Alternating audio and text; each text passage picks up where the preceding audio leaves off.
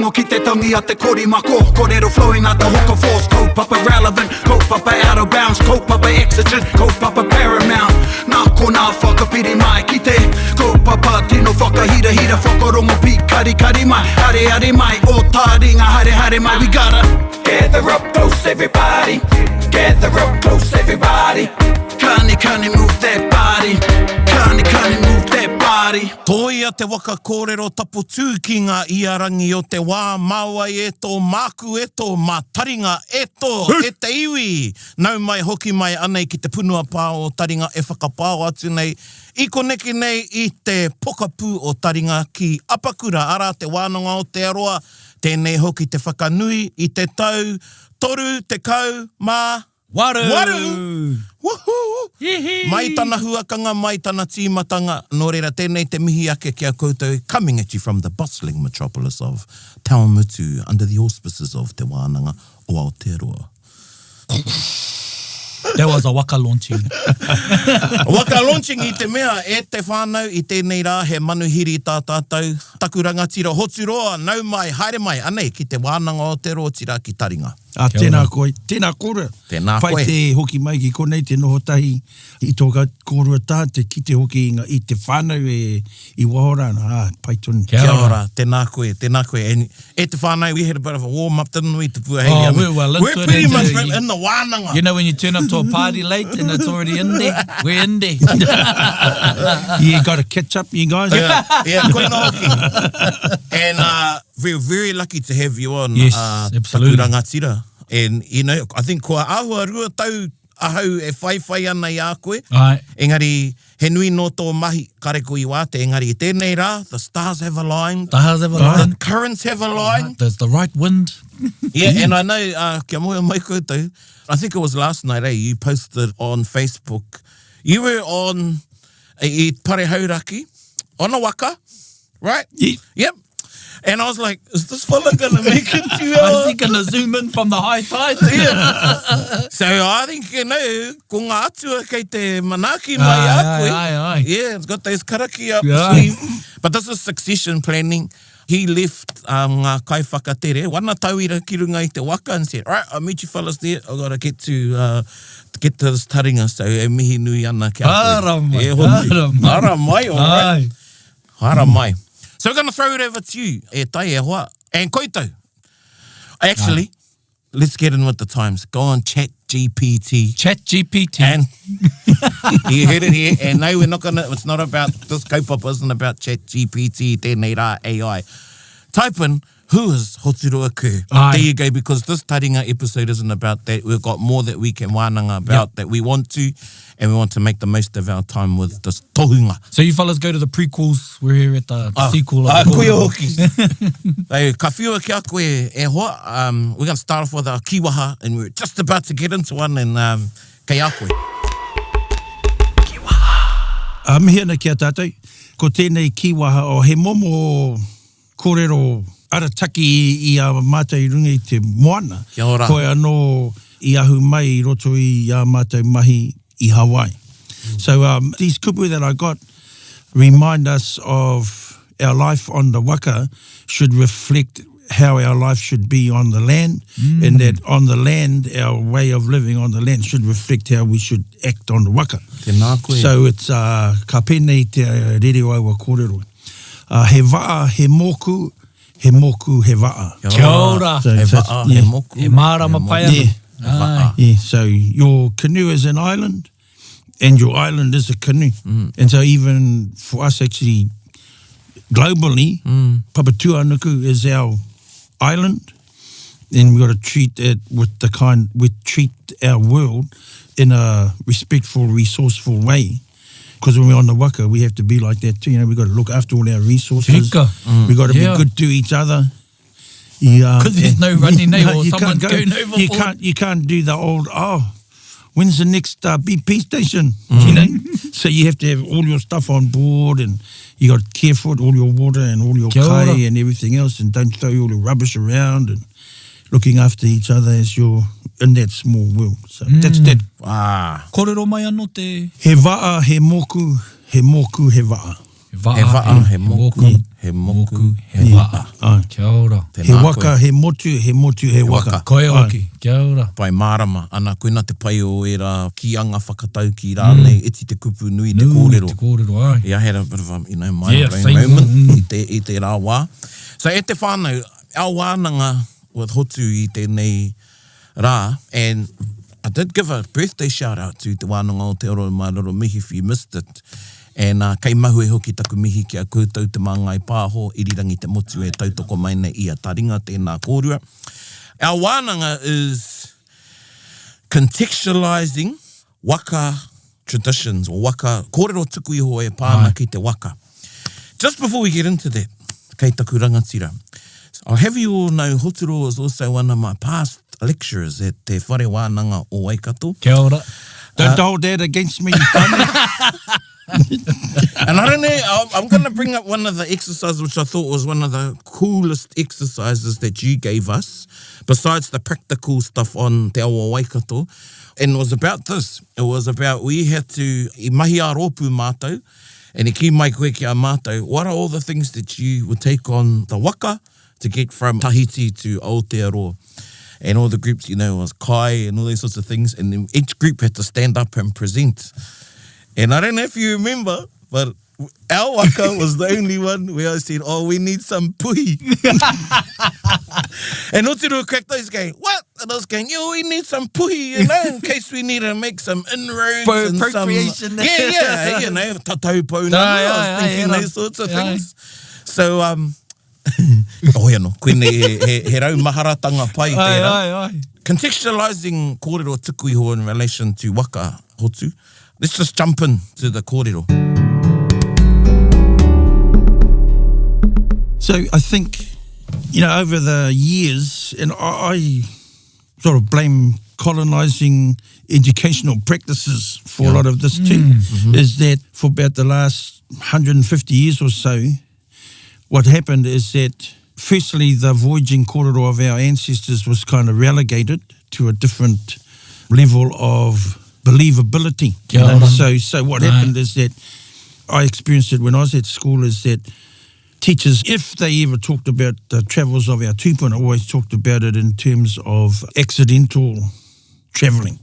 And so what happens with that kind of thinking is that you have generations of people growing up, even Māori, thinking that, it was just a stroke of luck that their tūpuna arrived in Aotearoa. But if we look seriously at all the kōrero, and we look seriously at not just kōrero in Aotearoa, but kōrero from throughout the Pacific, one of the underlying themes that runs through all of these island kōrero is that people arrived there on a waka from somewhere else. And so those are the kinds of things that we have to, you know, over the last 40, 50 years or so, as we've been working towards how do we make that kind of thinking, just normal everyday thinking for us, that is our tūpuna came and went to places on purpose. Kia ora.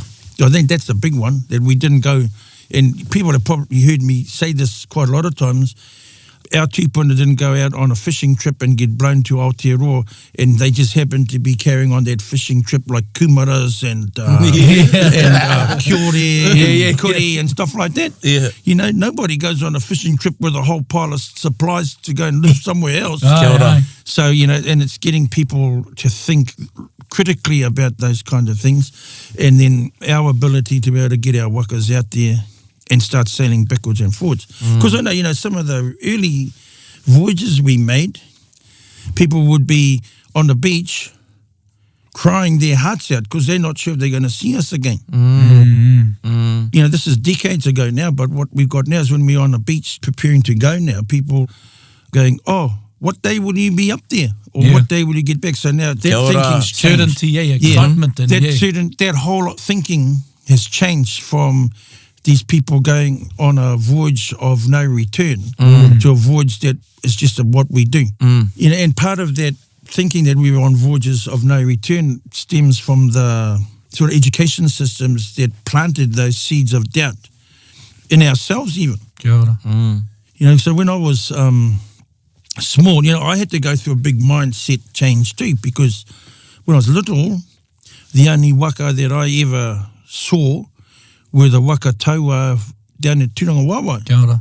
You know, I used to sit on them, you know, this is back in the 60s. I'd be sitting on them, tutoring around and thinking, wow, this must be the kind of waka that my ancestors travelled on. Paddled on. Yeah, all that kind of stuff, you know.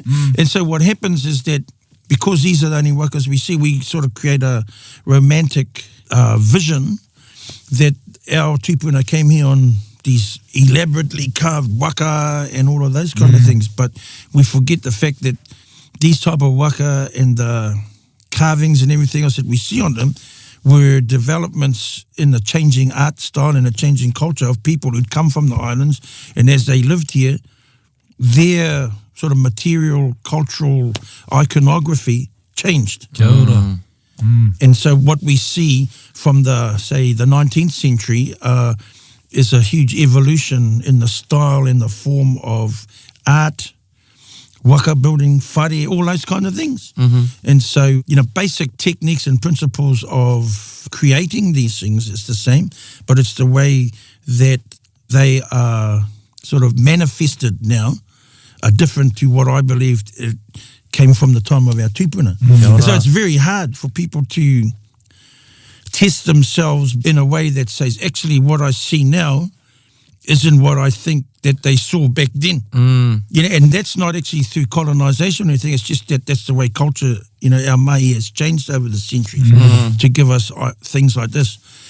So, you know, I even back in the early 80s, I went to see some kaumātua and said, oh, have you fellas got any logs? And they go, oh, why? And I said, oh, I want to build a waka for, so I can start sailing. And then they said, oh, what kind of waka do you want to build? So then I showed them a picture of Hukulea, which was the only sort of double-hull voyaging waka that was sailing anywhere. This is from Hawaii, this waka. So I showed them this waka, and then they go to me, that's not a waka, that's a catamaran. You know, and so even these kaumātua of ours have sort of got a locked vision of what a waka looked like. And then the other thing too is sort of getting everyone's mindset away from and I'd say this is a colonial kind of influence, is that the word waka has been translated to just mean a canoe. Kia ora. Ai, kia ora. And then when anyone thinks of a canoe, they just think, oh, it's just something hollowed out of a log that you muck around with on a lake or something like that. And so even that definition makes it seem that we just go out on rickety stuff. You know, that a waka is, they describe waka as a canoe, but you know, when I talk about waka, really, I'm talking about a huge sailing vessel. Kia ora. In terms of our voyaging stuff. And then accordingly, there's different classes of vessels that have their own types of names. So, you know, even though we say waka, our waka hauneri and kawhia, it's a tipairua. That's that type of waka. But because we've just sort of taken on this generic waka word to describe all kinds of canoes, the importance around the design and the technology that comes to building a tipairua is minimised and relegated to just, oh, it's just a canoe kind of a conversation without understanding that, you know, these are the types of canoes that could sail circles around Captain Cook when he turned up in Tahiti and stuff like that. And for me, this is the most likely form that a waka that brought our tupuna from that part of the Pacific here might look like that. You know, and that's from all our kind of researching old waka drawings and old waka designs and stuff like that. And looking at maybe where we came from. Those are the biggest waka that they had back in the 1700s and stuff like that, when the first sort of Western sailors and explorers started to arrive in Tahiti and the Tuamotus and all those areas, and they started scale drawings of all the big canoes that were there. And so we're lucky in that sense that they did all that, because those are the old drawings that we've used to recreate these waka. And they sail fast, you know, and if you're organised, they're pretty safe too. You know, it's not like we sort of thought, oh, let's build a waka and then let's go somewhere. You know, it's actually a bigger picture and bigger corridor around having waka and preparing to go on voyages and stuff like that. You don't just sort of sit around one day and go, oh, let's go to Raro. It's actually quite a lot of planning and a lot of organising that goes into it. Yeah. And even getting people out of the thinking that our tupuna 40 warriors paddled a waka from Rarotonga to here.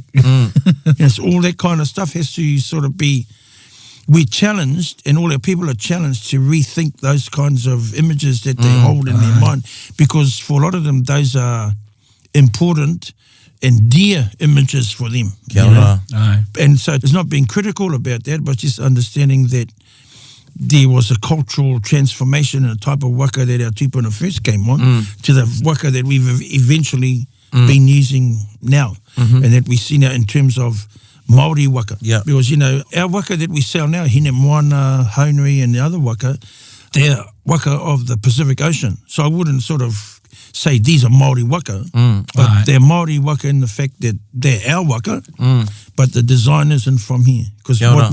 when we go and see Te Winika, that's a Māori waka. Yeah. Waka You know? Māori. Yeah, you know. Yeah. But, you know, when we see a big sailing canoe, we sort of have this kind of sort of psychological challenge. It's, oh, how does that fit? Is that a Māori waka? Yeah. Okay, no, it's a voyaging waka. It's a waka that our tupuna use to move us around, and we're recreating those kinds of Tēnā koe. thinkings. So, you know, exercising that critical thinking, kia kōrero tāua mō tō tāua, tō tātou waka, a tainui, because we can be safe. And ko ai tu atu i a koe. Ai, Ko, kei a koe te ingoa, Ai. kei a tāua hoki te whare. You know, you and I have had a couple of Facebook conversations, and the last time we had a little yarn, it was like a 10-minute intense wānanga. I think I saw you at a picnic table in Kāwhia, and we were on our way to Whare Kōrero Raukau, actually. It was the last time we had a bit of a chinwag about this. But getting into that sort of critical thinking and applying it, and for you, like tainui ngā kōrero tuku iho. And I know, you know, people grow up and they're going to read Kelly or Pei. Aye. Bigs. And that's their only knowledge a lot of the time, and he paiera pai, puka. aye. What about contextualising that kōrero? I mean, you've voyaged a lot, and, you know, hea etahi mea hei arataki o tātou whakaro. Yeah, you're right, that the stories that we get out of Kelly and Pei, those are stories that are like foundational stories for us as people who descend from Hoturoa and all of those guys, you know, and all the people that came on the waka. Those are our sort of foundational stories.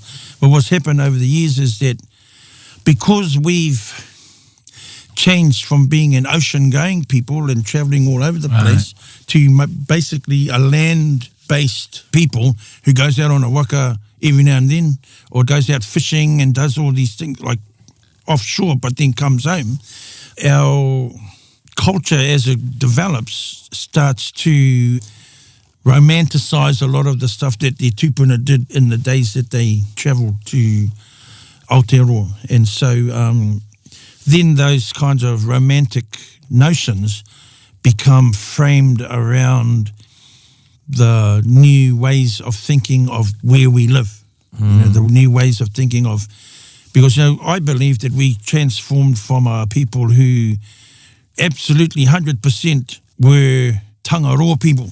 But there's a transformation once we came to Aotearoa, and we changed from ocean people to land people.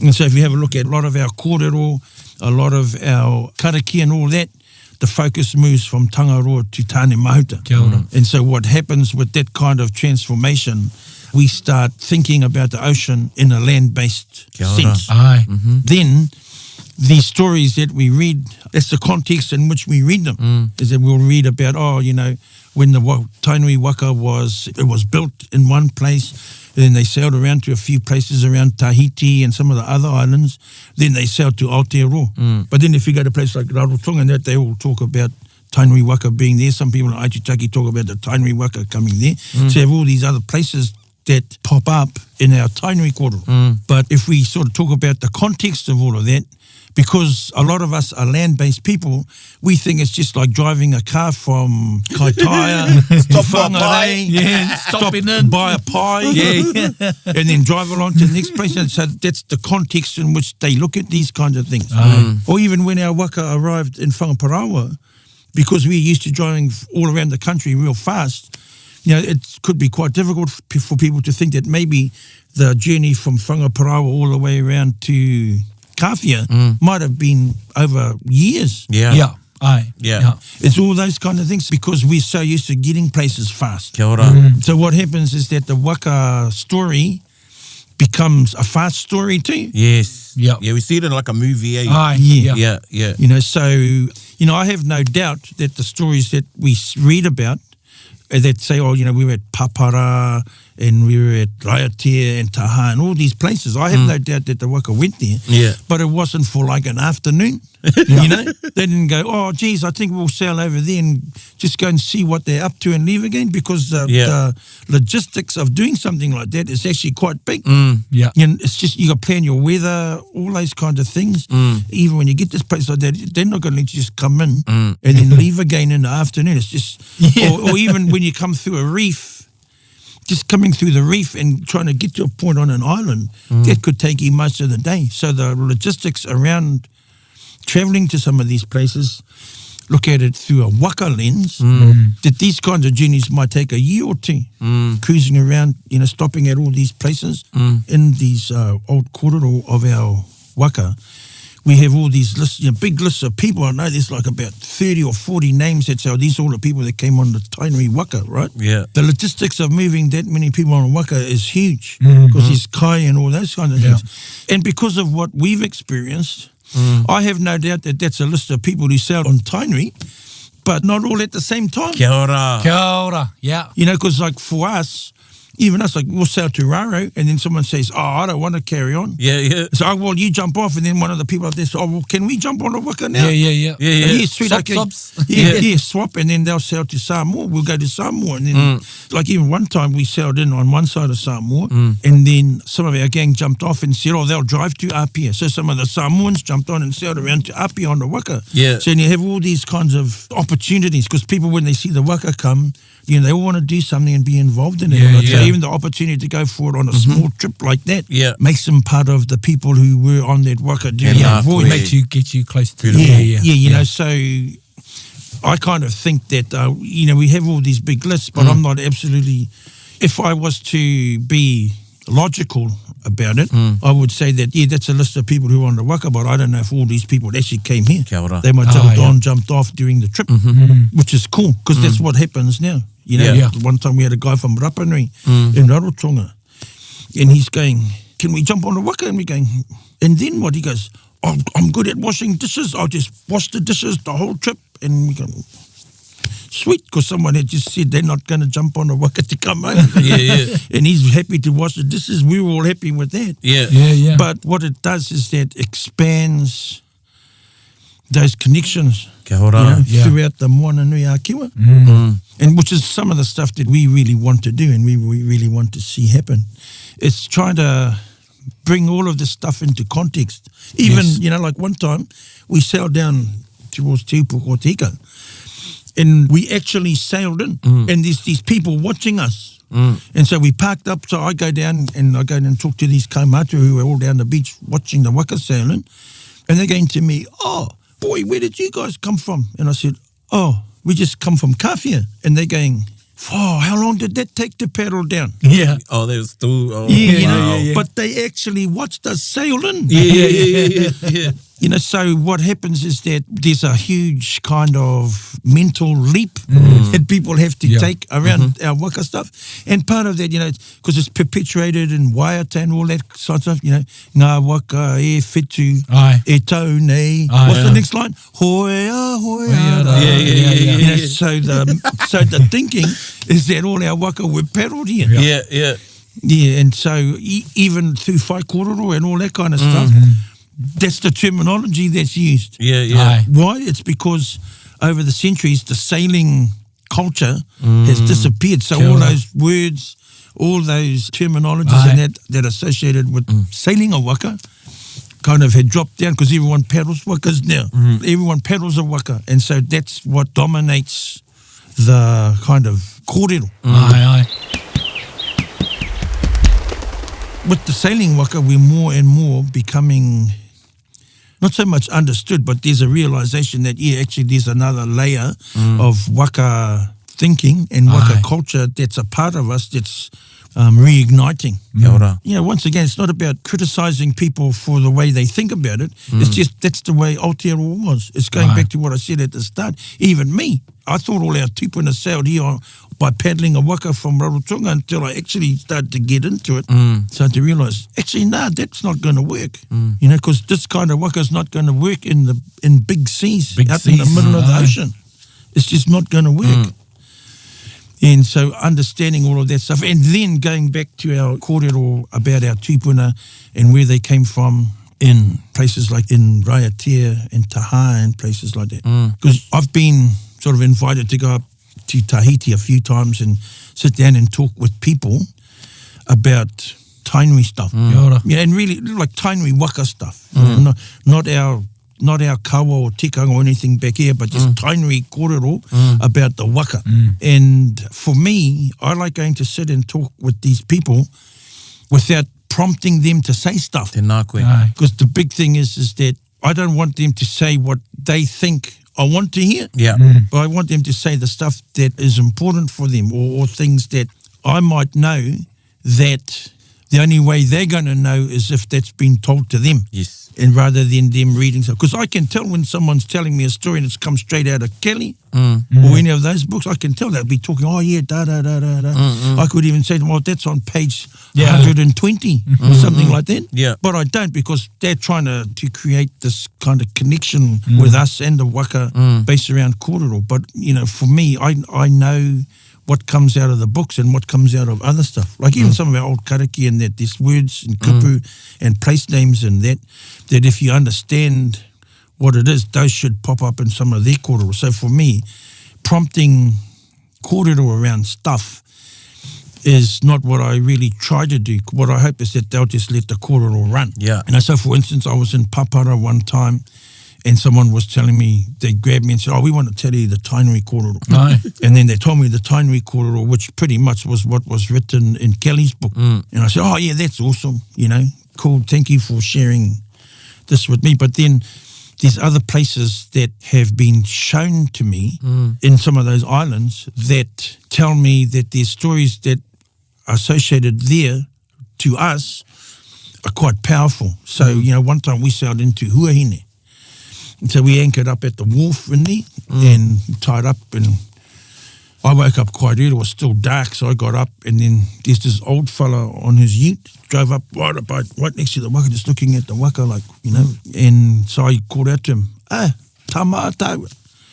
And he goes, oh, and I said, you know. And so he told him, come up here. So he come up, so I cooked us a kai. I cooked us some eggs and some bacon and some bread and that. So we just sat there having a kai, and then I was trying in my kind of broken Tahitian to have a kōrero with him. What ended up happening was that I say to him, hey, I heard that there's a marae here on this island where you go to do karakia for the win. And he goes, yeah, I know where that is. And so I go, oh, really? And he goes, yeah. So he goes, after our kai, he goes, come on. So I jump in the truck with him. We drive off. Then we drive around the island, and we drive all the way up this blimmin' windy road into the bush. And then we jump out and we walk through the bush, and then we come to this huge marae. A huge marae on the side of this hill. And then I go to him, oh, this is pretty cool. And he goes, Mataireia. Wow.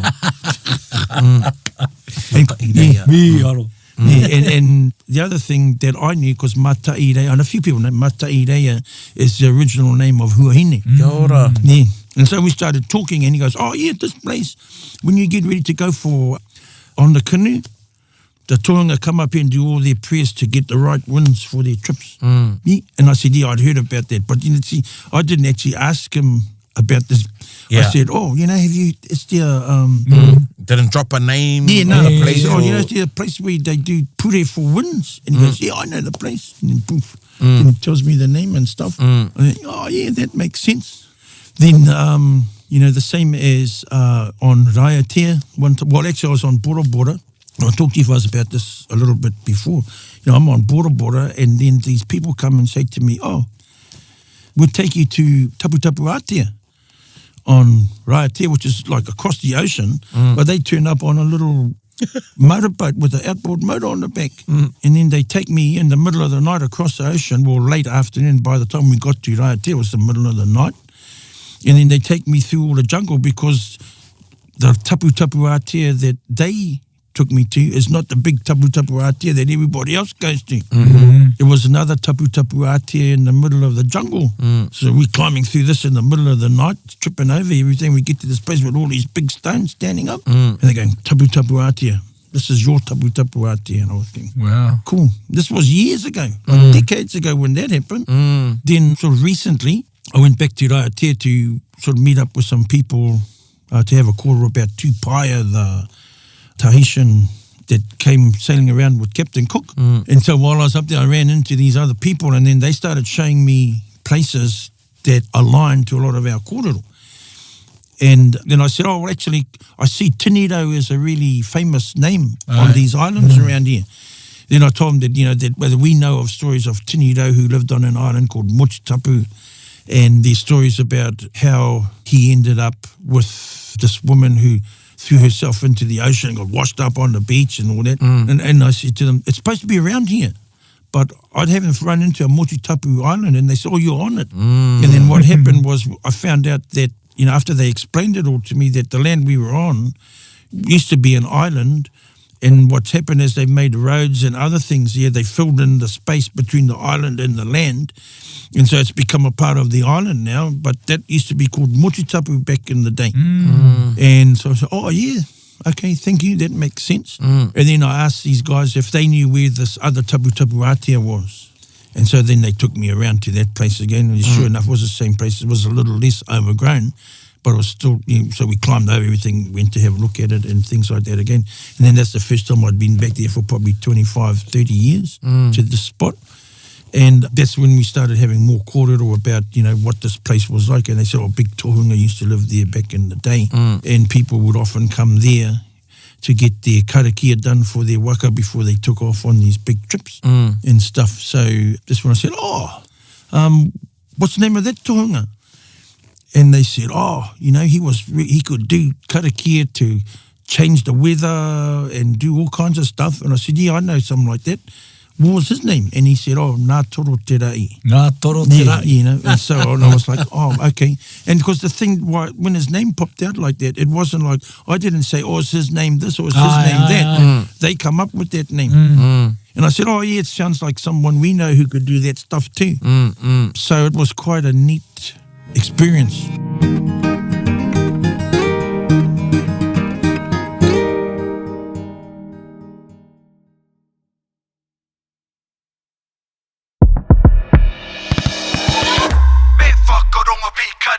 And then we went to Tahaa because we went over there to meet some of Tupaia's whānau, but I also wanted to go to Tahaa because there's a maunga there that some of our stories talk about, that there's a tree that grew at the top of this maunga and that was used in the construction of the Tainui waka. And so I said, oh, if we get a chance, I want to go up this mountain. And they're going to me, oh, that's it over there. And I'm going, holy, because it's like, it's pretty big. It's not like Aoraki or anything like that, but it's, you know, it's pretty big.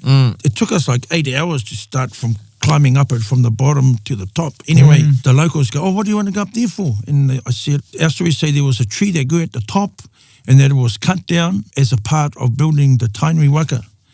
And then one of these people said, oh, you should talk to the people you're staying with. And I'm going, oh, why? And they go, oh, because they're canoe builders. Their family are sort of, their whakapapa is a whakapapa of old canoe builders. I said, oh, I didn't know that. So then when I sat down and I was talking to the family I was staying with, they told me, oh, actually, yeah, they don't build wakas anymore, but they are descended from canoe builders. And I said, oh, so who's your tupuna that used to build a waka? And they said, oh, Te Hotu. And I'm going, oh, damn. So I must be supposed to be staying with these guys. Right? Yeah, so then anyway, we cruise around and we get to this point where we climb up this mountain. So we start to climb up and the climb was like tane, climbing up the skies. Right. Like, literally. Aye. Tāne tāwhaki. Yeah, Aye, tāne it's tāwhaki. Tawhaki. Yeah. True. It's just like that, because what happened was, like, we started going and the road there was a slight slope, and then it turned from a road into jungle. So then we had to start going through this jungle and stuff. And then we got to this one spot, and then we got attacked by hornets. And they're going, and they're like, is me. yeah, and they're going, If you're wondering why we're laughing, You gotta know, do the yeah. ChatGPT. Yeah. so we got attacked by hornets, and they're like, and we ran through there, and then we got out of that, and we started to walk along again, going, that was hard out. Just started walking again, and then we had to go through all this blooming long grass and stuff. And what happened is we went through all this long grass. It was like there was these other kind of vines and that growing under the grass. And then we kept tripping over all these vines and stuff. Yeah. We kept tripping over. Then my mates are going, "Father, this is getting pretty hard. We should go home." And I said, "No, actually, this is a test. This is actually a test, because if we think about our tupuna like Tawhaki and that, this is the test that they had to do to get to where they needed to go to." So they were going, "Oh, really?" You know? And I said, no, let's keep going. So then kept tripping over all these vines and stuff. And then we moved along a bit. Then we had to go through all these branches and trees that were all like grabbing at our shirts and trying to pull us back. Then we got to this other part, which was quite steep. Then we got attacked by hornets again. And then we got almost to the top. And the last sort of 200 meters was like a rock face. Aye. And to climb up that, and then it sort of flattened out, and he just walked up, sort of like a little walkway, and he got right to the T, right? Guess what we had to use to climb up the rock face? Aye. Yeah. Akamatua. Yeah. Yeah. It was like, so we got to the top, and then I was right at the top, and I went, and I lay down on the ground for a bit. And so when I'd finally recovered, then I sat up and I had a look around, and I went, far out.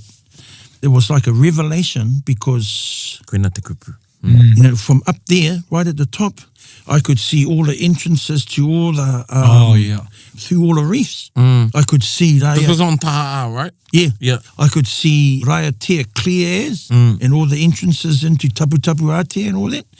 I could see Matangi Rea. Wow. So, you know, and then suddenly all these kōrero about what our tupuna tell us in those stories, suddenly there was a huge context in that, because Kia ora. sitting at the top of that maunga, I was able to see, man, if you get up here, the kind of mātauranga you get from sitting in this point and seeing all these places is immense. And suddenly all the things, stories you've heard about, and all the karakia that you do and all those kind of things, they go bing. Yep. It's kind of like a light and a bell that goes off in your head that goes, that's what this kōrero is all about. Kia ora. And so it's quite a powerful way of reinforcing what we already believe, you know, Kia ora. and what we already know. Being up there, being on top of that maunga and looking around, and that was like, I can absolutely relate to their kōrero of Tawhaki and all them climbing up through the different layers of the world to a point where they could get sort of maramatanga, Yeah. Kia ora. sitting on top of this maunga, and then things go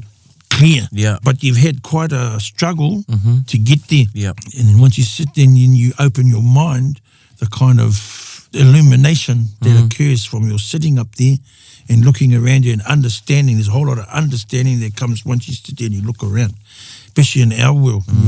So it's pretty neat. Pretty neat. Pretty neat. Yeah. Ka mau te wehi, Nā hotiro I kake ake ki ngā rangi. I'll say.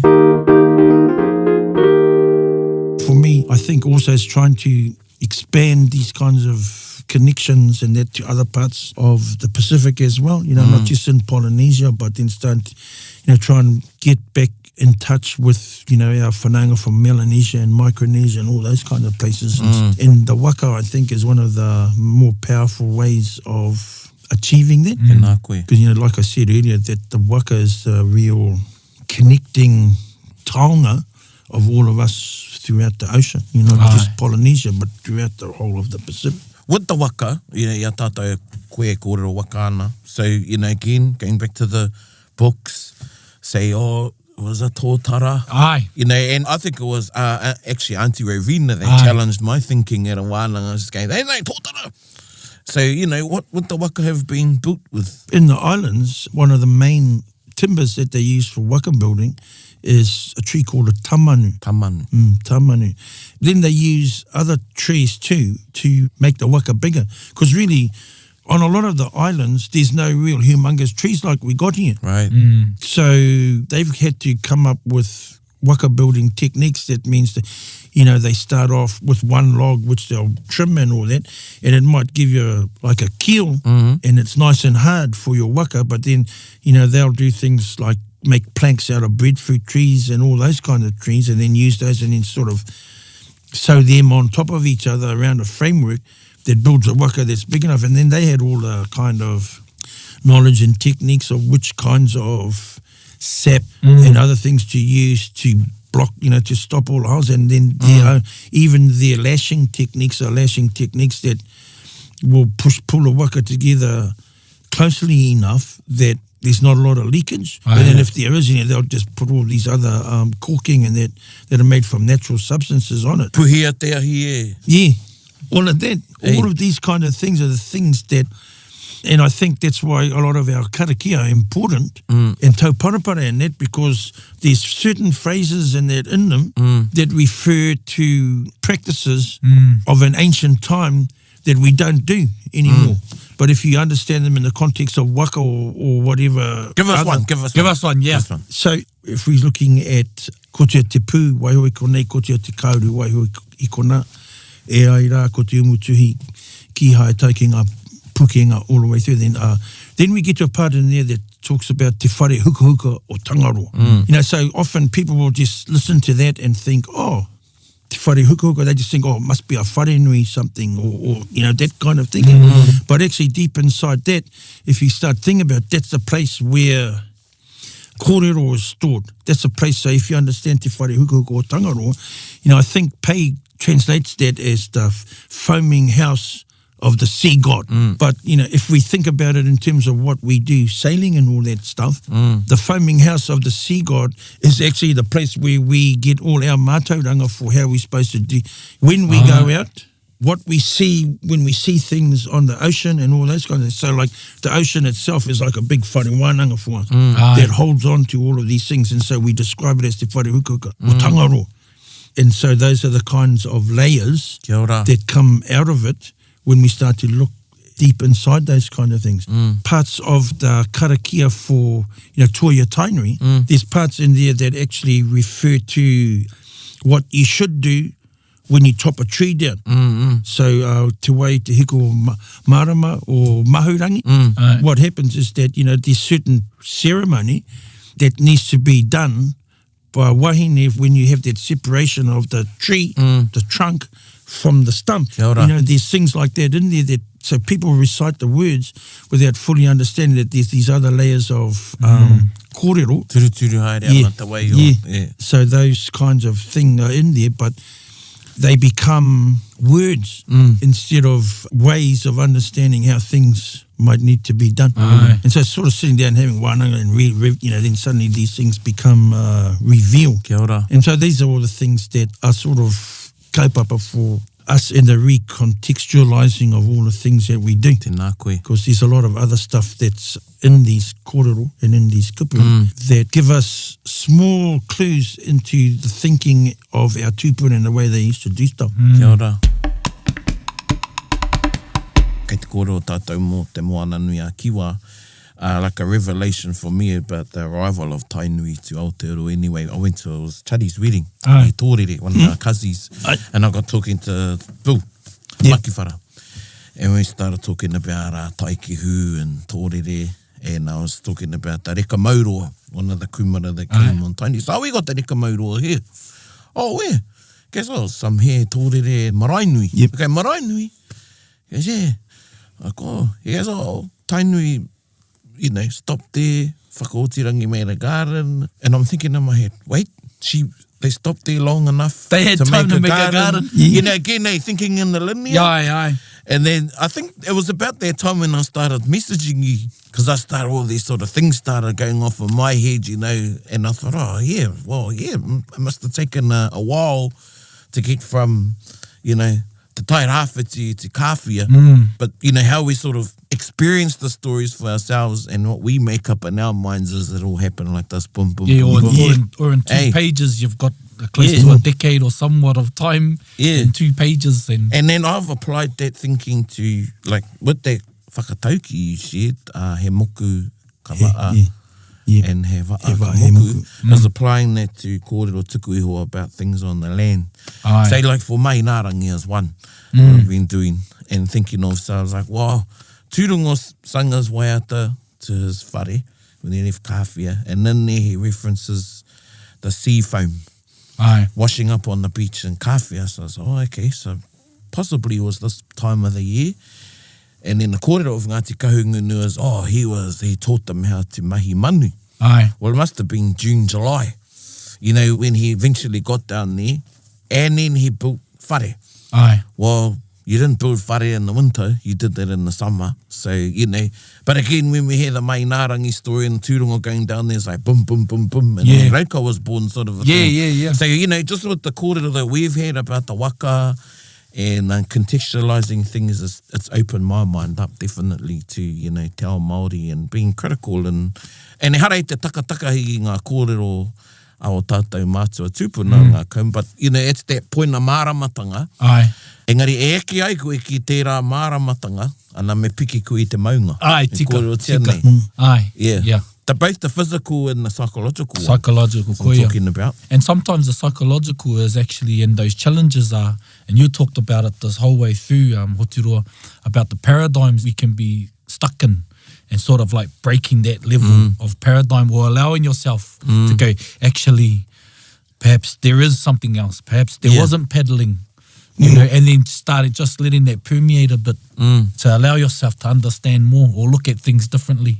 You know, that's right, because, you know, whenever I drive places, I always go to myself, I wonder how long it took our tūpuna to walk here. Yeah. You know, Yeah. because we sit around and we're going, oh, man, it's going to take me 7 hours to drive to Mahia, you know, like Yeah. I think like that. Yeah, and then when I'm driving there, I'm going, because people in Mahia told me that every now and then Hotiroa would go over there and hang out Wow. and look towards Hawaii, so he'd go and have rest. Yeah. So like, you know, must be when he gets tired of everyone in Kawhi, he'd go, he'd cruise over to Mahia. Gonna Yeah, get an Airbnb You know, in and then he'd hang out there. And then I was thinking, you know, just to do that would have taken ages to walk from Kawhi across to that part. But, you know, it's interesting that they have a kōrero like that Kia about ora. cruising over there to just sort of hang out and just relax and spend time and then go back again. So, you know, what you're talking about, like Tūrongo leaving Kawhi, going over to Kaungunu, hanging out there and coming back. Yeah, you're right, because people just think, oh, it's this fabulous love story that, you know, this guy, he cruised over there, made a whare, and then got this beautiful wife and then left again. But, you know, that's a long period of time. It's a long that time, all yeah. that stuff has to take place. Even, you know, like when you're talking about tōrere and them stopping to long enough to do a mara and all those kind of stuff, you know, we fall into that trap of thinking, oh, they just stopped off for a day or two and then carried on. And so I think that when we look at it in the context that you guys were talking about with the kumara and all that stuff, you know, they stayed long enough that actually those relationships and stories had enough time to be embedded into the land right there. Because they're spoken of now. Yeah, You because know, if yeah. it had been just there for an afternoon or a day or two, because tōrere wasn't feeling too hot, it's not going to feature in sort of long-term kōrero about all of this stuff. You know, the other thing that I'm interested in is the kōrero of hauling the waka from the Tamaki Kia ora. River Aye, aye. across to Manukau. Yeah. And I think that if we sort of want to follow that story up, that's the kind of story that tells us that they would have been there for ages too. Yeah. Yes. You know, it's not like they would have sat around going, oh, gee, look, there's a harbour on that side. let's pull a waka through Jag it from over. here over there. Yeah. Yeah. Because guess what? There's probably a forest standing between those two places. You know, even Not though... the not the southern highway, Yeah, not the yeah. southern motorway. So, you know, like even though it's quite close, Yeah. Still like what? Is it a kilometre or yeah, two? yeah, it's about a kilometre or so. Yeah, yeah. You know, and so, you know, I always thought about it and I thought, gee, I wonder if they pulled a whole waka, because if it was me, I would dismantle everything and then cart it to the Yeah. other Right. side and Yeah. put Yeah. it back Split together the again. holes, take yeah. the marae off, and Then just haul it across like that. Yeah, I've never thought of that. See, Same, I thought yeah. of them having some skids. Skids and heaps of pulling people it over. over it. Yeah, of course you'd take it apart. Yeah. And you'd have to tohunga on there to be able Yeah, to and do just put that. it Yeah. all back together again. Because I suppose they were made in that way where you could... Yeah. Hey. Yeah. So that's one option. But see, the other thing too is that, you know, there's kōrero up north about the Tainui waka stopping in at some of the harbours up there. Yeah. And so one of the things that we tried to do is sail backwards. So we've sailed from Kawhia to Auckland heaps of times. Yeah. Yeah. And then each time we go, we've always tried to go into some of these little harbours. Yeah. You know, I've been sort of fortunate enough that when I've been up right up the far north, up Muri Whenua way and that, and, you know, sat down and talked with some of our whānau up there, and they talk about tūpuna of theirs that are Tainui people. See, because we sailed Haunui into Pāringaringa Harbour a few years ago, and yeah, then as soon as we got in there, because I put a post up, and then people were sending us messages saying, oh, you know, that's awesome, because the last waka that sailed in there was the Tainui waka, you know, like people just coming up with little stories like that. Yeah. And whether or not that's a fact is probably less important than the fact that it's got people talking about all the old waka stories from that place. Kia ora. Whether or not Tainui turned up there is sort of less important, that people are starting to remember that actually in the past waka had sailed into those harbours and things like that. But going back to the, you know, the idea of hauling the waka across from one side to the other, if I was to sort of take the waka apart, take all the bits to the other side, then rebuild it again on the other side, the time that it would take me to do that is longer than it would take me to sail Sail around. around. Yeah. You know, because it takes us, we can get from Auckland to Kawhia in like 4 or 5 days. Yeah, yeah. Right. And imagine dismantling and because you'd have to re-gum it all, because you'd have to like, Yeah, or you could, refine you it, could all your probably just lashings, pull all mate. your holes across, or you could pull the whole thing. But the number of people you need to do something like that is sort of probably more than the people who are sailing on there. Aye. Yeah. And then you'd have to kind of, and I think they might have been able to do this, is that I'm pretty sure there were already people around Tamaki anyway. Yeah. And so it's just a matter of how do you enlist their help to help you haul a waka across. It could be that the place was already clear and they're already using that to move waka backwards and forwards anyway. Yeah. Yeah. It's already an established you know, It's process. an yeah. established scene. But it's just a matter of, well, how do you get a big waka like this across there? So it's logistics. I don't think it's impossible. You know, I think it's a doable kind of thing.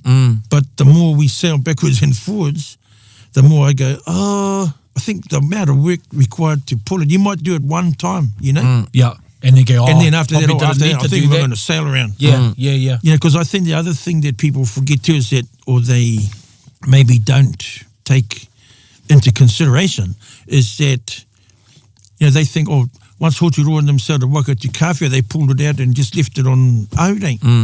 I think eventually the waka ended up there, but I think it was still being used. Kia ora. You know, it's still being used. And then I kind of have the thought that eventually the waka got to a point where no one was able to fix it up. Ah, yeah, yeah. And then it was like, oh, well, let's put it up here now. Yeah. You know, maybe all the tohunga who knew about those type of waka and all those things said they're no longer around. Kia ora. And just pull the waka up and just put it over here and then just did it. So you were saying that could have been the beginning of less voyaging because of the landmass. Yeah. Because like you don't yeah. need to go, you don't need to sail it to another island to get kai. Yeah. You just walk Yeah. down into the bush. Yeah. Yeah. And if we... And smaller I, waka. I've seen how many fish prawn he catches already now when he goes to When he Kawhia. goes past Kawhia. Just I do imagine... the drop off. Yeah, but imagine the bounty of the place back then. Aye, aye. Yeah. You know, so Teeming already, yeah. So once you've got to a place like that, there's no real pressure to go and find another place to live. Yeah. Yeah. Because you've got your food source is plentiful Aye. Yeah. right in front of you. And so if you manage that well, and then you've got all your, you know, you still have all the forests and that all around, so there's heaps of birds and things like that. Once you've got your kumara and taro established, you're actually in a good position. So, you know, it's like our relations, they go, you know, when they leave here and they go to Australia, it's so good over there, they don't want to They come don't come back. back. Yeah. Yeah. They stay there. And then you watch a lot of them like Te Reo lifestyles changing. There's a whole lot of stuff, and what they thought was, and then they'll do things that they think used to be the way that it was done back here, but then when they come back, it's different, Yeah. Yeah. There's all these kind of things, Yeah. and so Nice. you go through a stage where you say, well, actually, yeah, I love it. Hawaii's my homeland, but I like it here. Yeah. So I'm not going to go back. Yeah. Kia ora. You know, and Another it's- migration, Yeah, so eh? I'm going to Yeah. stay here. And so what happens is that the things that you used to do that are kind of like Hawaii stuff slowly devolve into your new stuff that you do. Kia ora. You know, I've always advocated that Aotearoa is kind of like Hawaii for a lot of our whānau who've lived in Australia and haven't come home for a Aye. few generations. So this is another Hawaii over here. Aye. Aye. It's all of that kind of thinking, and I suppose for our tupuna it was like, we're going to stay here now and then we're going to sell our waka less and less and less. You know, so I've seen people, you know, they've got a car, they drive it around, they need to fix it, got to fix it again, and they park it up by their Yep. shed, then it stays Then there. it stays there. And hey, what's with that thing? Oh, that's your koro's tractor. Yeah. But no one knows how to drive it. Yeah. I thought it was broken. Nah, just no one knows how to drive it. Still Messi Ferguson. Yeah.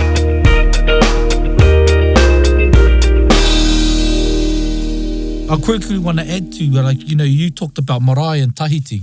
Now, for our listeners, the idea of marae may be different to what the marae are in Tahiti, like tapu tapu ate, mata i rua, Yeah, mata i yeah, reia. yeah. So even that concept of what That's a right, marae there's is, that big waka is- difference too. Yeah. Yeah, because over there, marae is these big stone areas, these big stone kind of platforms and things that they've set up where they Yeah. do, where they, you know, they're set up for ceremonial and kaupapa like that. Aye. But it's nothing like ours. You know, so there's no big whare carved up on it and things like Aye. that. And some of them, like there's a couple that we went to on Taha, then I went so far, I said, oh no, I'm not going up on that one. And they're going, oh, why is that? And I said, oh, I just don't know that I should be going into this. And then one of the people said, no, it's all right. And they just kind of the locals are walking around on it. And then I go, what's that down the end there? You know, and I could see, because there was a raised kind of platform right down the end, and there I could see like there were holes in the top that went down Aye. like that. And they said, oh yeah, there's some bones and stuff in there. I said, oh Aye. yeah, I'll stay over here, I'm good, you know, that kind of thing. Matuku tangotango. Yeah, well, you know, there's all those kinds of, and because of our kind of thinking around those kind of things, there's differences in the way we approach those kind of things, and we need to understand that and not be critical, because, you know, in most of the islands, we'll see that they've got their tupuna net buried right in their front yard. Aye. All Aye, of those tika. kinds of things. And so for us, it's real different.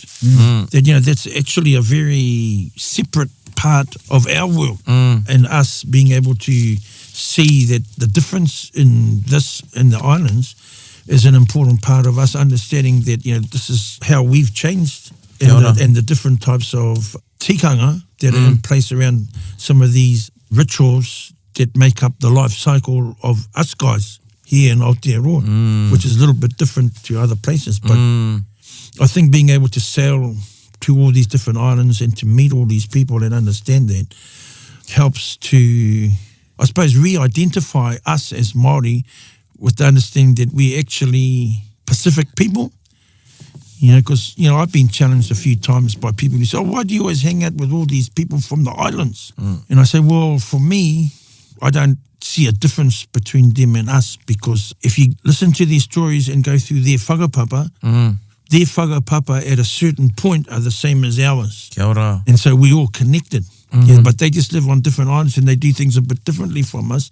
But there's one common ancestral point that we can all claim connection to. Kia ora. And so I've always been happy. I've always been happy to, you know, do mahi with our whānau from the Pacific and engaging in doing these kinds of waka kaupapa and other kaupapa and trying to bring us all together, you know, and to do the kinds of things that are waka in terms of kotahitanga and whanaungatanga allows us to do. Kia ora. You answered one of the part I was going to ask about, you know, your aspirations, and I can, you know, I've heard it through the kōrero I got the sense that, you know, that ara whanaunga between us, and ngaiwi o te moana nui a kiwa ko tātou, and ko te waka, te huarahi matua, e tui tonu nei a tātou, tatu atu ki nā kōrero tuku iho, arā ko nā whakapapa me era taonga. E koiranga me nui hei whakaoho tuatahi i a tātou, o Aotearoa nei, tuarua hei whakahonohono nei a tātou ki a rātou o te moana nui, tuatoru kia noho kotahi nei tātou i roto i e nā momo whakaro, he orite te toto, he rite tonu ngā whakapapa mera mea, hei tui nei a tātou. He kaupapa nui tērā ki a hau te noho tahi. Ko tētahi atu o aku tino moe a pēr. You know, just one of these things that I think would be a great thing to try and work towards is, you know, one of the big issues for our waka and that around the Pacific is that there's no real kind of central hub for them to sort of travel to do kaupapa and things like that, but also for repairs and mahi tai wānanga and all those kind of things. So, you know, one of my big dreams is that, and because a few waka have sailed to Kawhia now, is that somehow and somewhere around Kawhia that, you know, we can establish like a big centre for waka to come from all around the Pacific to come there. We can pull them out of the water. We can do mahi on them, get them ready to go again and all those kinds of things. And those kinds of trips here are the kinds of things that will sort of help to build that whanaungatanga and kotahitanga right around the Pacific. Tēnā koe. You know, and I think the big thing too is for a lot of them, and which is hard, is that season from about November through to April is all cyclone season and that up in the islands. And so one of their biggest concerns always is how do they care for their waka during these times, and that's how like our waka up in Vanuatu kind of got the bash in this last cyclone, 2 cyclones that went through. And so, you know, ideally it's to say to them, you know, if you need a place to kind of bring your waka for safety for while your cyclone season's going, and maybe we can pull it out, do mahi on it, get it all sort of up to scratch and all, you know, new maintenance, repairs and that, put it back in, and when your cyclone season's gone, sail your waka home. You know, doing all these kind of things. Yeah. Our thinking's shifting away from retracing the voyaging pathways of our people, because we've done that pretty good. Yeah. You know, so our next thing is how do we maintain the waka to continue that Kia mahi. ora. Kia ora. So the best way is to have it's almost like a centre of excellence for waka kaupapa, so we can grow, I guess, professionals in our world to do the kind of mahi that needs to be done to repair, maintain and keep waka sailing for all our whanaunga around Aotearoa and the rest of the Pacific too. So, you know, I've already started conversations about that with different people, but it's another one of my kind of long-term, probably it's one of the main long-term whakaro that I got now is how do I make something like that work, and what does that actually require, you know? Kia ora. Kia ora. Tēnā koe hotu. O pirangi anau kia haere tonu a tātou kōrero. Ai. Engari e mohi anau, me hoki koe ki tō waka. Pane tōu nui e whakapono ana koe ki o tauira.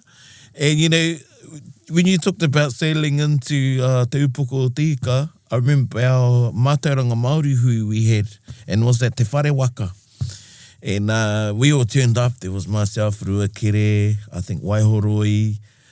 He was like, I came in on the 920 flight. Yeah, 920. And Hotu also went, how did you get it? I came on my waka. Yeah. Like, we had a bit of turbulence, and he goes, we had to wait for the high tide. I mean, you're a practitioner, and you're more than that. Every sense of the word, Yeah, you live it. I mean, if there's anybody that embodies our tupuna, ko koe tēnā. Kia ora. Tēnā koe. Honore nui tēnei. Ai. Whakawāte koe kia haere mai ki taringa. E mihi nui atu ana. Hopefully not the last. Ai. And one day I'll get on that waka. Yep. Ko tāo pēr e tai. Ai. But just, you know, kia koutou te hunga e whakarongo ana I would think that this has sort of opened your minds. Yeah. And you can apply the same thinking to your waka. Kia ora. Ne, te waka o tāke te mu, te arawa, ako te waka, tēnā wānanga tia nā kōrero, and the layers, Ai. all of it. Well, I think this kōrero, to me, because that's where I was, I te hehe au ki te kōrero mō ngā kōrero waka o tai tokerau hongare. Hoino, ko huri taku waka, Yeah. hei waka whakaro. And mā, ka noho koe i runga i tō waka, ka anga tō titiro ki te ao. Kia ora. Pēnei tō kōrero. He ano te kōrero awa, ko tō awa tō waka. Ko tō waka tō... He waka tō motu, Ai. tō motu, ko tō waka. Tō waka. Ai, kia ora. Ai. Yeah. So that's where I went today. From Yeah. Nari tēnei wai, harai te me pana ana i a koe, engari ka tuku i a koe kia whakatere i tō waka. Ai, whakatere. Ai. Ngā manaakitanga nui E ki tēnā runga ki a kōrero. koe. O tira e te iwi kia huri ki te waiata o te wiki hei tautoko i ngā kōrero i ngā wānanga o te rānei waka, nā sheifu, nā tiraukaua, ngā ti whakatere. Whakarongo mai. Kia ora.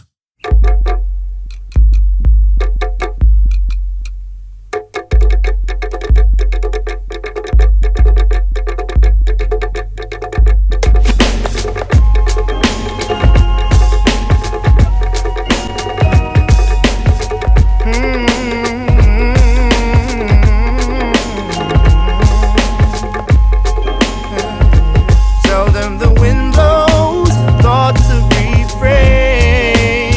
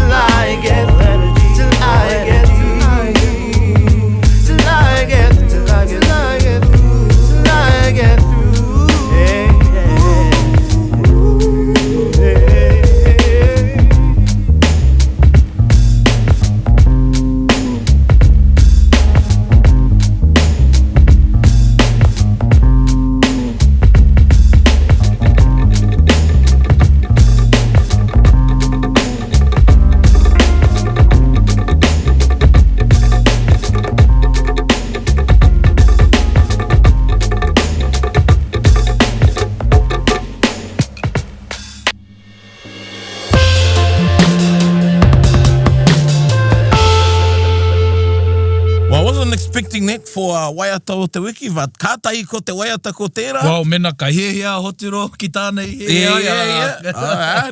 And you know, pretty much sort of like that waiata sums up the sort of person Hotiro is. Aye. I had some fun times with him at Te Whare Wānanga Waikato.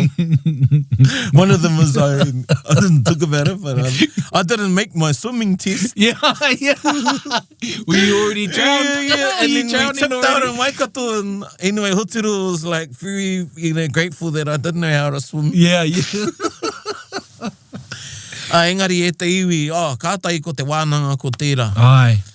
You know, we're very, very lucky to, you know, kaua ko ia nake engari nā manuhiri katoa. Katoa. Aye. Kua manaki i Aye. tā tātou kaupapa nehoa.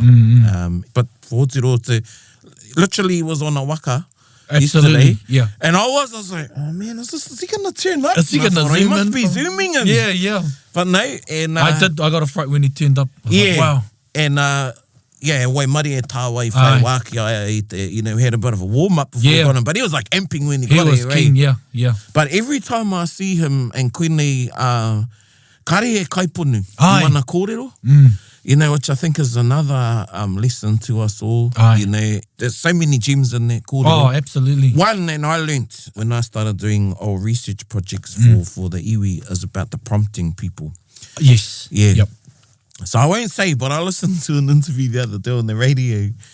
Oh man, you might as well just be the person that was interviewing was pretty much giving the person the court what they wanted to hear. Yes, yep. You've got to sort of waihoki put the Māori mai Aye.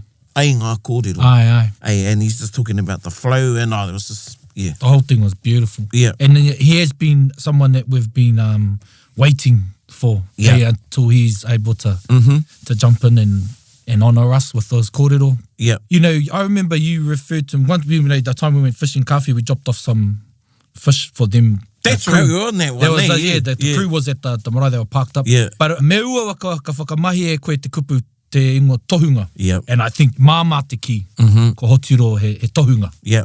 Tohunga whakatere waka, tohunga moana, you know, fits absolutely with him.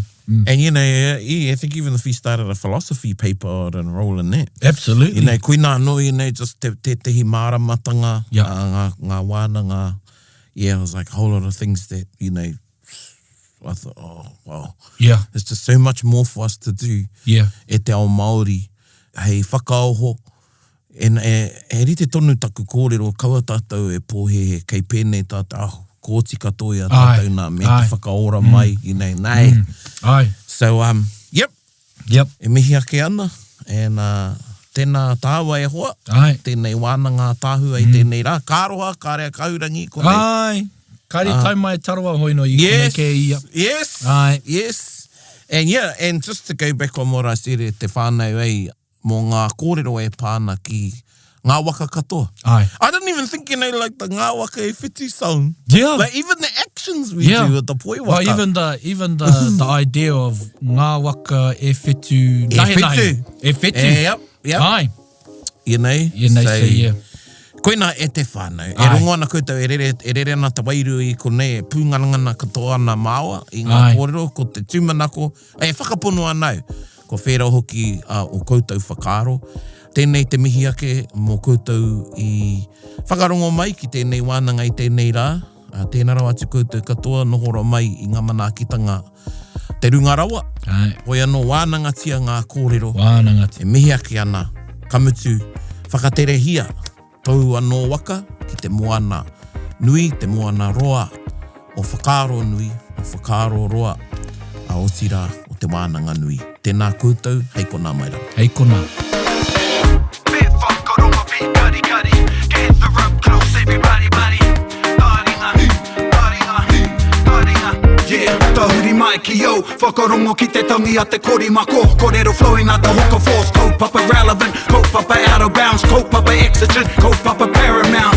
Nā kona whakapiri mai ki te kaupapa tino whakahira hira. Whakarongo pi kari kari mai. Hare hare mai, o taringa hare hare mai. We gotta gather up close everybody. Gather up close everybody. Kani move that body. Kani move that body. Taringa, he mea tuku nā te wānanga o Aotearoa. Ā, nā te māngai pāho me irirangi te motu I tautoko.